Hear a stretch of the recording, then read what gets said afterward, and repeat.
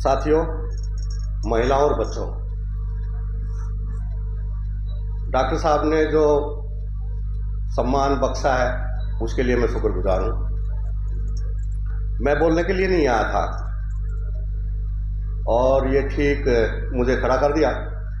अब नाम ले दिया तो थोड़ी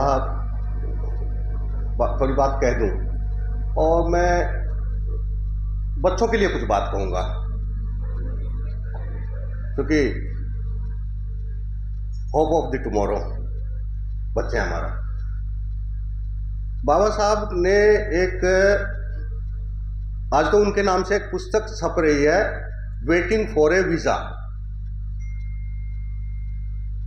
अंग्रेजी के complete writings and speeches of doctor Ambedkar के वॉल्यूम 12 में 5 लेख हैं बाबा साहब के, और वो 5 लेख में कहीं भी ये नहीं है कि उन्हें कहीं जाना है, लेकिन ताज्जुब होगा कि उसका नाम उन्होंने रखा है वेटिंग फॉर ए वीजा। जब उनको पढ़ते हैं तब पता चलता है कि वो किस चीज का वीजा मांग रहे हैं।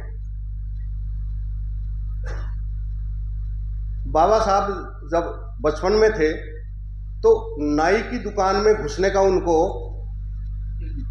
आदेश नहीं था।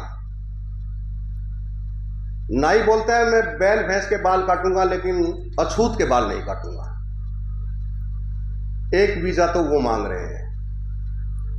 दूसरा वीजा, डॉक्टर साहब के पिताजी सतारा में स्टोर कीपर थे, तो वहां बच्चों की छुट्टी पड़ी तो भीम, जिसे भीमा कहते थे, डॉक्टर साहब बाबा साहब जब बच्चे थे तो उन्होंने सोचा कि वहां जाएंगे।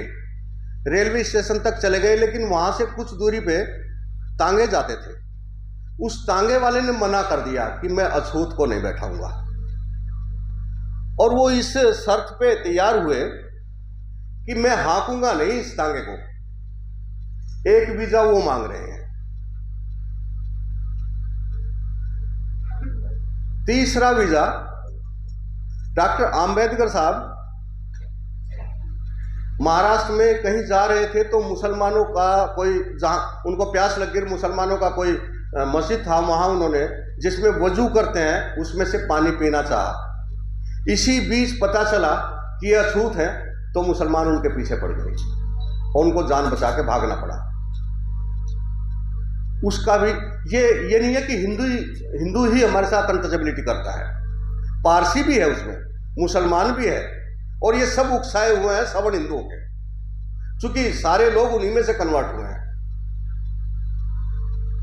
एक जगह और भी मांग रहे हैं कि वो जाते हैं,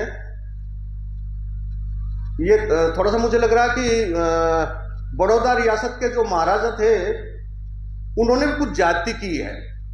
जो राजा है और उनको स्कॉलरशिप देते हैं, और उन्होंने कहा कि ये स्कॉलरशिप मैं इसी शर्त पे दूंगा कि आपको हमारे यहाँ ये आके नौकरी करनी पड़ेगी। और उन नौकरी पे जाते हैं, छोटी मोटी नौकरी नहीं थी, मिलिट्री सेक्रेटरी की थी।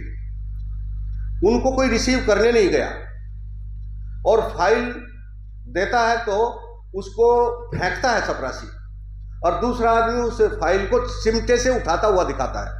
जब्बार पटेल की फिल्म अगर किसी ने देखी हो। उनके ठहरने की व्यवस्था नहीं दे सका इतना बड़ा राजा शिवाजी गायकवाड़। वो किसी पारसी धर्मशाला में ठहरे। 5, 7, 10 दिन हुए थे कि इतने में पारसियों को पता चला, और वो 8, 10 आदमी वहां लठ लेके चले गए। तो वहां के लिए भी वीजा चाहिए। जिस खुले माहौल में आज हम सांस ले रहे हैं, ये सारा बाबा साहब का बख्शा हुआ है। धन्यवाद।